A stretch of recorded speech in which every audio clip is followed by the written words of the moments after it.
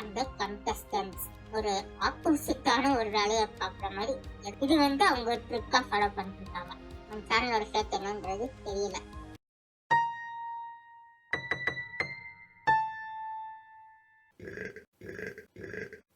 எல்லாருக்கும் வணக்கம். It's meters. நீங்க நம்ம என்ன வீடியோ பார்க்க போறோம்னா cook with Comali season 6 8 half flop. இப்போ சீசன் 5 ஃப்ளாப் ஆனது எல்லாருக்குமே தெரியும். அதே மாதிரி சீசன் 6 ஹிட் ஆகணுன்றதுக்காக ஸ்டார்டிங்கே ப்ரோமோல புதுசா 4 கோமாளியை போடுறன்ற மாதிரி போட்டு அதை ரன் பண்ண ட்ரை பண்றாங்க. அதுக்கப்புறமேட்டு மூணு ஜட்ஜஸ்ன்ற மாதிரி ஒரு இது அட்டெண்ட் ஆக மாட்டாங்க. அதுக்கப்புறமேட்டு யார் அந்த கண்டஸ்டன்ஸ் அப்படின்னு சொல்லி இந்த டைம் சீசன் 6 தான் புதுசா 2 பேர் இவங்க தான் வராங்கன்னு சொல்லி ஸ்டார்டிங்கே ஒரு நோட் மாதிரி போட்டு யூடியூப்ல ஒரு வீடியோ மாதிரி எடுத்து அது ஒரு ப்ரோமோ மாதிரி போட்டாங்க. இந்த மாதிரி பண்ணி ட்ரெண்டாவே பண்ணிட்டு இருந்தாங்க. அப்படி இருக்கும் போது எபிசோடு 1 லான்ச் ஆச்சு. லான்ச் ஆகுறதுல நம்ம செஃப் கௌசிக் அவரை கூப்பிட்டாங்க. அவர் அந்த ஷோல பார்ட்டிசிபேட் பண்ணது அதெல்லாம் தப்பே இல்லை. ஆனா அந்த cook with Comali chef Kaushik அவரை தேர்ட் ஜட்ஜா கொண்டு வந்தது டாப் டுக் குக்கு ஒரு ஆப்போசிட்டான ஒரு வேலையை பார்க்குற மாதிரி ஏதோ வெஞ்சன்ஸ் வச்சு பண்ற மாதிரி எனக்கு ஃபீல் ஆகுது. ஏன்னா டாப் டுக் குக்ல ஒரு 2 எபிசோட 3 எபிசோட செஃப் கௌசிக் அவர் தான் செஃப் கௌசிக் அவர் தான் ஜட்ஜ் பண்ணாரு. ஏதோ போட்டி போடுற மாதிரி கொண்டு வந்த மாதிரி இருக்கு. சரி, செஃப் கௌசிக்கை தான் கொண்டு வந்தாங்களேன்னு பார்த்தா கட்டால அவர் ஆல்ரெடி ஒரு ஷோ பண்ணியிருப்பாரு மாஸ்டர் செஃப் தமிழ். அந்த மாஸ்டர் செஃப் தமிழ் அந்த லோகோ பார்த்துக்கிட்டு எம்ம ஒரு மாதிரி ஒரு பாயிண்ட்ல இருக்கும். அந்த நாங்க போட்டோ போடுறேன். அதே மாதிரி சிடபிள்யூசின்னு இங்க போட்டிருக்காங்க. அதுவும் ஏண்டா இல்லைன்றீங்க. அது ஏதோ போட்டியா பண்ற மாதிரி எனக்கு ஃபீல் ஆகுது. அது செஃப் கௌசிக் அவர் மேல நான் எதுவுமே சொல்லல. ஏன்னா அது அவரோட இஷ்டம். அவரா இப்போ சொல்லல. அவங்க ஒரு ஆஃபர் கொடுப்பாங்க. அவர் அது அவரோட இஷ்டம். அதனால அது பிரச்சனை இல்லை. இந்த புதுசா 4 கோமாளிங்களை கொண்டு வர்றாங்க. அந்த இது கணக்கு என்னன்னா, புதுசா 4 கோமாளிங்க வராங்கன்னு நம்ம எல்லாம் நினைப்போம். அந்த ஷோக்கு புதுசா கோமாளிங்க கொண்டு அவங்களுக்கு ஒரு அங்கீகாரத்தை பதிக்கிறாங்கன்னு நினைப்போம். ஆனா அதுதான் இல்ல, பின்னாடி ஒரு உள்குத்து இருக்கு. ஹலோ அண்ணா, எங்கண்ணா இருக்கீங்க? என்னண்ணா ஆச்சு உங்களுக்கு? ஏண்ணா பேச மாட்டீங்க? அண்ணே, நாங்க இருக்கிறவங்க உங்களை சாவிட்டுருமாண்ணே.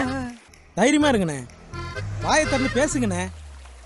உங்க வாய்ஸை கேட்டு எவ்வளவு நாள் ஆகுது? பேசுங்கண்ணே. வாயை திறந்து பேசுங்கண்ணே. பேசுங்கண்ணே. யோ பேசியா? இப்ப பேச போறியா இல்ல அசிங்கமா கேக்கணுமா? வாய் தரியா?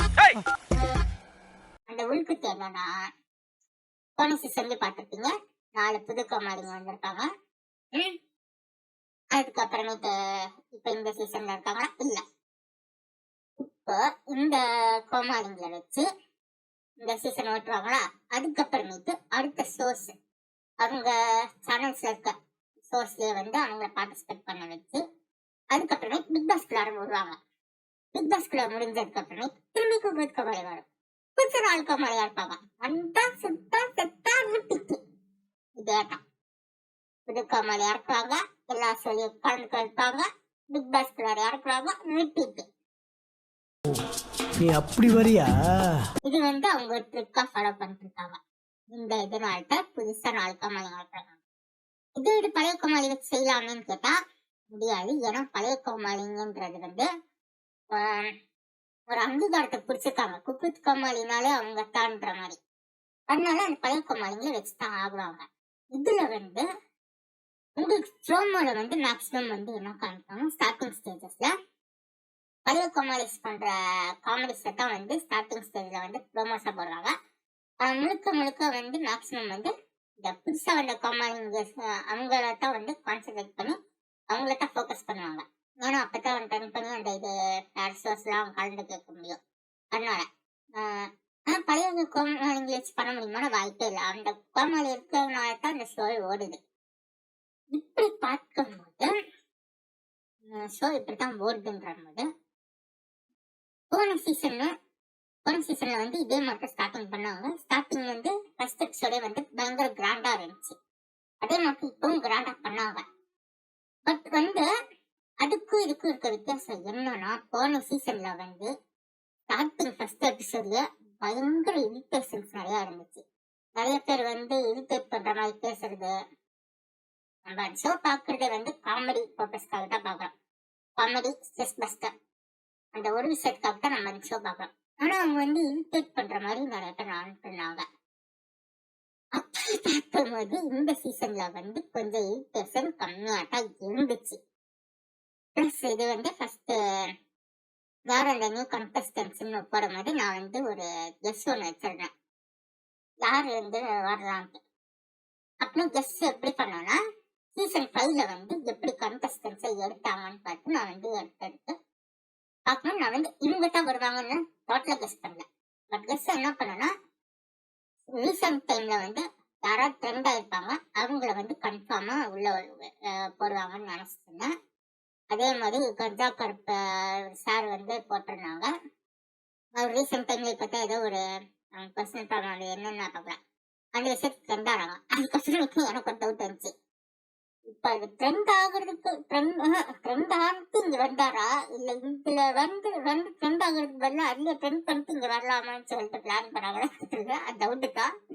அவங்க வந்து ட்ரெண்ட் ஆனா அவரை வந்து கொண்டு வந்துட்டாங்க. லைக் வந்து சீசன் 5ல வந்து ஜோயா டீச்சர் பர்சன் வந்து அப்பதான் ஒரு இக்கட்டான சூழ்நிலையில இருந்து ட்ரெண்ட் ஆயிருந்தாரு. அவருக்கு பதிலா அவர் கேர்ள் ஃப்ரெண்ட் வந்து கூப்பிட்டு அதை வச்சு ட்ரெண்ட் ஆகலான்னு பார்த்தாங்க. டீச்சர் பர்சன்னால ட்ரெண்ட் ஆயிட்டாப்ல. அதே மாதிரி இப்போ கர்ஜா கருப்ப சாரை வந்து கூப்பிட்டுருக்காங்க.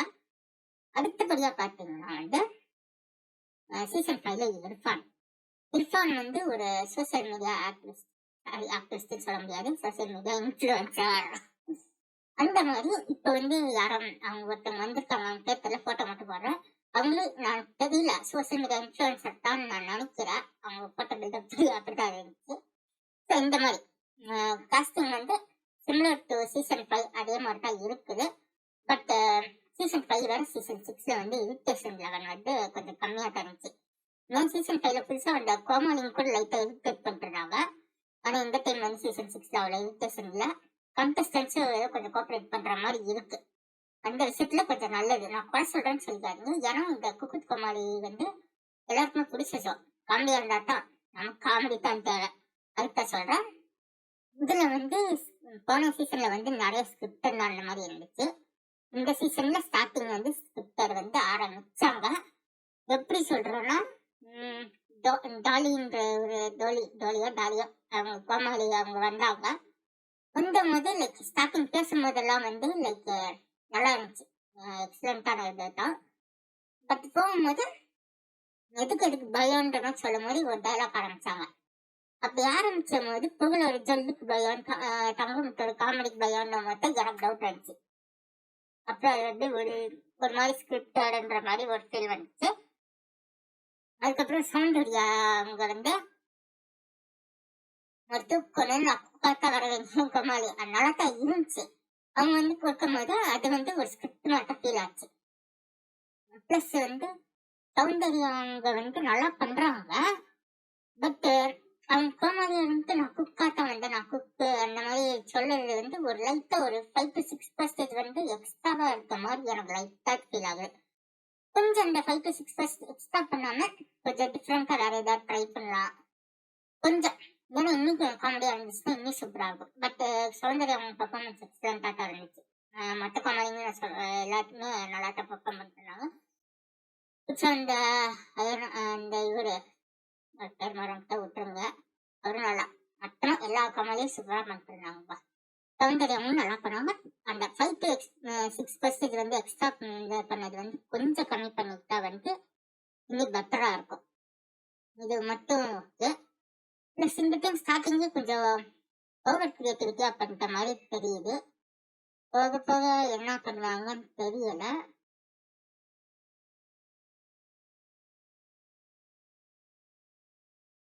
இப்ப வந்து குக் வித் கோமாளி சீசன் 6 ஹிட்டா இல்ல ஃபிளாப்பான்னு கேட்டீங்கன்னா அதுக்கு பதில் இல்லை. ஏன்னா இப்பதான் ஃபர்ஸ்ட் எபிசோட் வந்திருக்கு.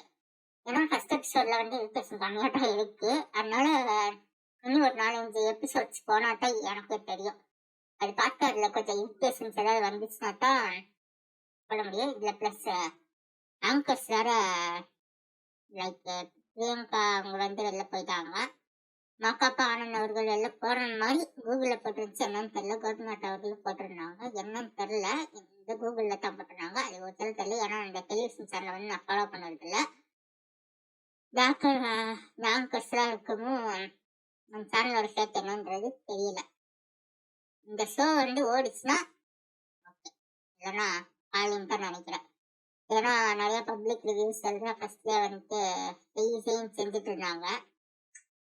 பட் இந்த ஷோ கொஞ்சம் நல்லா ஓடிச்சுன்னா சேனல் நல்லதே இல்லையா, மக்களுக்கு கொஞ்சம் பெஸ்ட்டாக இருக்கும். அடுத்த சொல்றது. ஸோ தேங்க்ஸ் ஃபார் வாட்சிங் தி வீடியோ. இந்த சீசன் 6 வந்து ஹிட்டா இல்லை ஃப்ளாப்பான்றதை ஃபியூச்சரில் பார்த்துக்கலாம். வீடியோவுக்கு சப்போர்ட் பண்ணுங்க. தேங்க்யூ. பாய் பாய்.